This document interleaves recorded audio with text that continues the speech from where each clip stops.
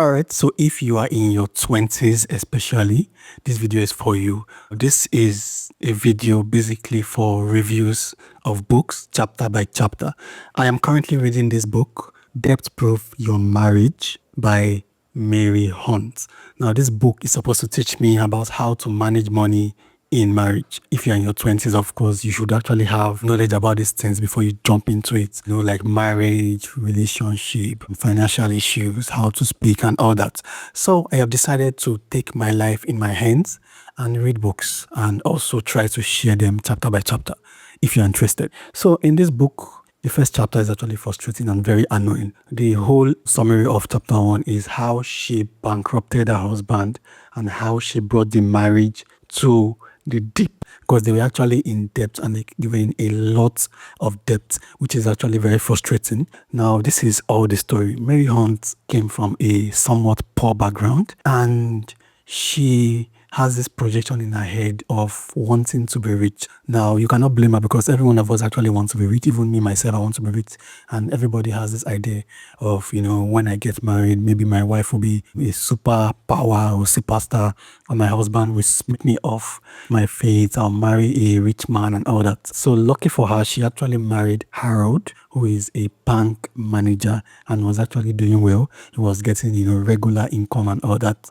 Because of the idea she had in her head, she wanted to project herself as being rich. So she was actually buying stuff, spending the money lavishly, to the point that when the husband tries to caution her, she feels like she was being attacked and she would actually just say something just to make the conversation come to an end, sort of. And of course, after some time, she would go back and lavish all the money to the point that she began to bankrupt the husband or the marriage. Now, of course, anybody will perceive her as being a bad person, because how can you just, do you not have like common sense, personal common sense to know that you're spending money, and if the money you're spending is not corresponding with the amount you're making, you will actually be in a loss and the money will be lost. Like, it's common sense. But well, for some reason, she did not think that way. But because of the idea she had in her head, which was more than the money she was looking at, she was projecting herself to be rich, and the lifestyle was, you know, was just taking a hold of her. And luckily for her, or luckily for them, at some point during the man's banking career, he actually met some people who were sort of millionaires or billionaires in the system. So they were making lots of money and she was happy. They actually brought the bank manager, who was her husband, into the loop. So they wanted to introduce him to their business. So she encouraged her husband to leave his banking career, which is about 16 years banking career. And he was actually sort of preparing for maybe a sort of a promotion.